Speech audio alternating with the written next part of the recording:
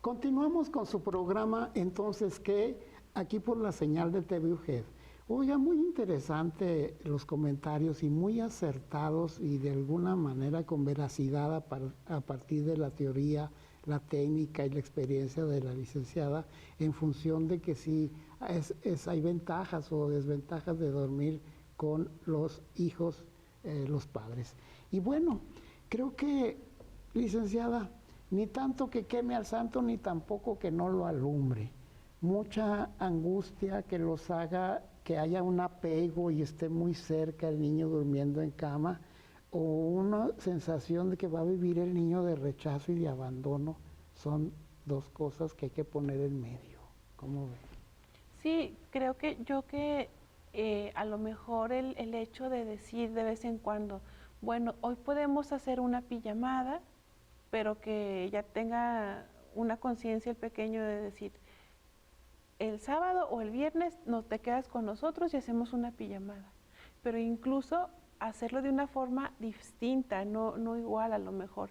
Vamos a ver una película que a ti te guste y luego ya nos vamos a dormir, pero que los papás sean conscientes de que esto es algo distinto para él. Es como, voy a dormir con mis papás, pero que tampoco sea algo de siempre o muy seguido. Y que no haya angustia por eso, ¿verdad? Que tampoco sea angustioso de decir, chin, es que si se queda aquí y está mal y luego después se va a pegar demasiado. No, si el pequeño se queda de vez en cuando no va a pasar nada. También en muchas ocasiones lo que ocurre es que, pues por las condiciones sociales que hay, los pequeños tienen que dormir con sus hermanos. Tienen que dormir en la misma habitación que sus hermanos o en la misma cama, incluso. Eso es un poquito más sano que duerman con sus papás. Okay. A lo mejor lo idóneo sí sería que durmiera cada quien en su espacio, pero sabemos que hay veces que las condiciones no dan para eso. Entonces, si a lo mejor cada uno tiene un pequeño espacio de decir, bueno, esta es tu cama o este es el lado de tu cama, aquí es donde tú debes de dormir. Aquí es donde tú vas a descansar. Tienes que tener horarios para que también dejes descansar y te dejen descansar a ti y a tus hermanos, porque eso es muy importante.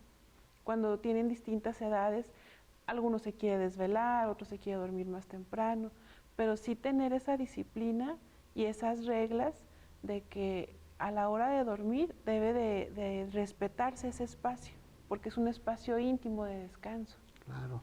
Licenciada, cuando está la intención de mamá o de papá de que el hijo continúe durmiendo 5 años de edad, 6 años, ¿se puede pensar que pudiera ser el hijo como pretexto para evitar el contacto de ellos en la intimidad o en la actividad sexual?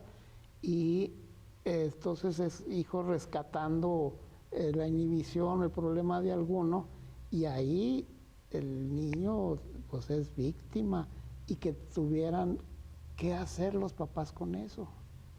Sí, claro que sí. Esto es algo que muchas veces se puede llegar a presentar, que los papás usan a sus pequeños como un pretexto.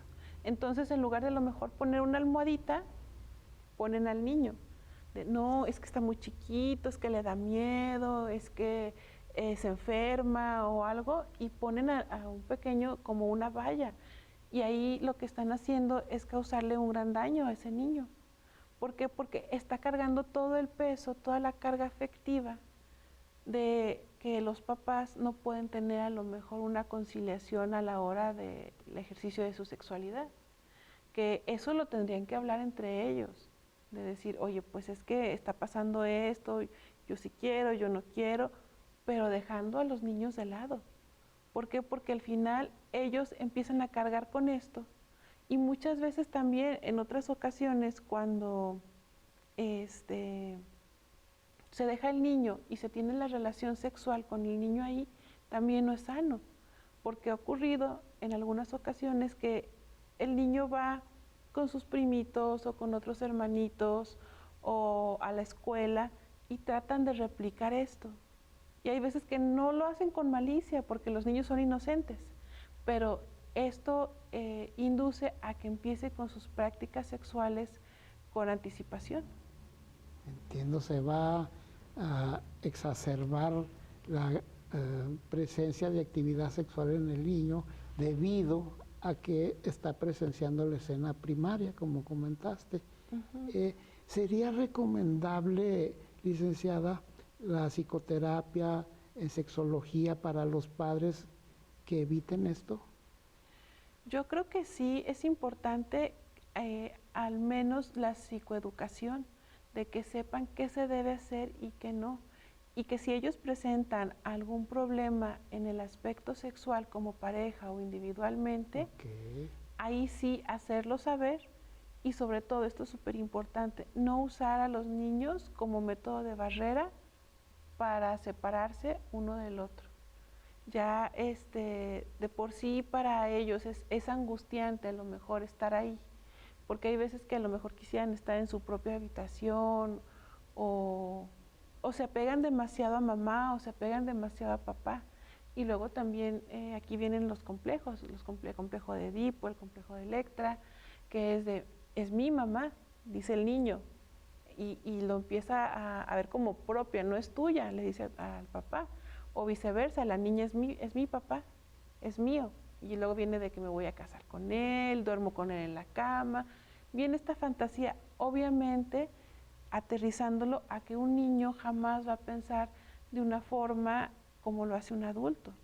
Es desde su inocencia, es desde sus capacidades, pero aún así están creando un daño a ese pequeño, porque en un futuro esto que ocurrió de los 4 a los 6 años, o desde que nació a los 7, 8 años, puede crear un conflicto en ese pequeño, en ese menor, con sus relaciones futuras. O sea, va a repercutir para el tipo de relación que ellos establezcan. Así es. Por ejemplo, pues en ocasiones buscan, depende mucho de cada, ahora sí que como es psicología y cada caso es distinto, pero puede ser incluso que busquen un patrón repetido exactamente su padre. Ese es uno. Otro es que no se quieran separar del seno familiar, que quieran quedarse ahí, quieran estar como ocupando el lugar si es una niña, el lugar de la mamá en la adolescencia, no tener pareja, no tener un noviazgo, quedarse en casa, no casarse, que no es malo no casarse, pero por una convicción, no a lo mejor por algo que trae un trasfondo como esto. Como dijiste, un Edipo no resuelto. Así es. Que vaya a traer sus consecuencias. Interesante. Entonces, que fíjense el público televidente cómo puntualiza.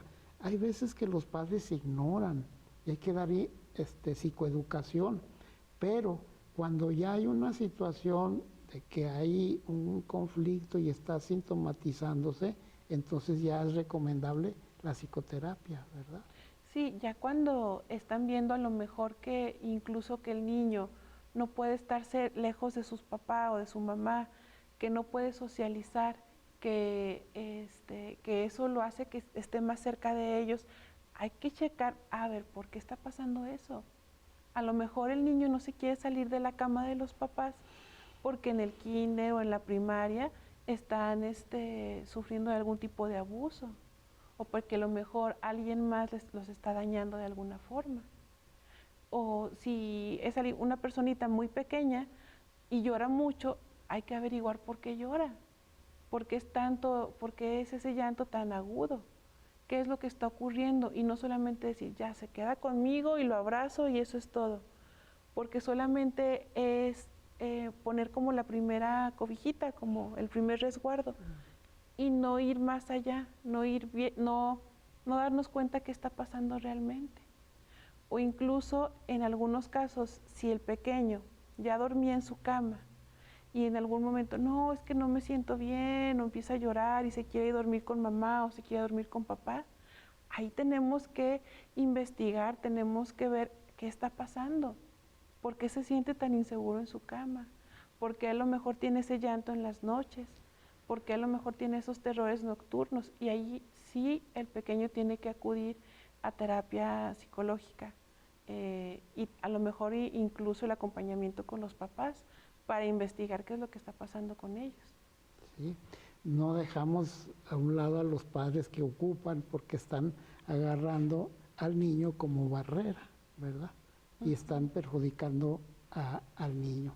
Y luego también estaría el tema de las madres solteras, con todo respeto, que se apegan mucho también al hijo, y sería recomendable también dormir o no, porque digo, no hay papá, pero aunque sea la mamá, se vale dormir. Es la misma situación. La misma. Es la misma situación realmente. Tal vez si es una madre que no tiene a lo mejor en ese momento más recurso, sí hacer muy puntual esta parte. Este es tu espacio de la cama, este es el mío, y poner a lo mejor una barrera, una almohada, porque sabemos que hay diferentes tipos de condiciones, que no todas las personas cuentan con una cama para su niño y otra para ellas, pero sí poner una barrera. Merecen respeto, ¿verdad? Perdóname. Exacto, ese respeto. También en ese sentido, ahorita que hablábamos de eso, no dormir totalmente desnudos frente a nuestros hijos, porque es como, bueno, es que es mi hijo o es mi hija y no pasa nada, y que vean la sexualidad de una forma cotidiana, sí, pero ¿qué va a pasar? Cuando vaya a otro lugar va a creer que siempre en todos los lugares es así. Fíjese, público televidente, qué importantísimo todos los datos que hemos recibido de la licenciada Jessica Reza, muy puntual, muy descriptiva, y ojalá que todos estos comentarios hayan sido de su completo agrado. Licenciada, muchísimas gracias por su participación. Y bueno, público televidente, me despido de usted esperando que estos comentarios, como dije, hayan sido de su agrado. Y solo me resta suplicarle que incremente su escala de valores. Gracias.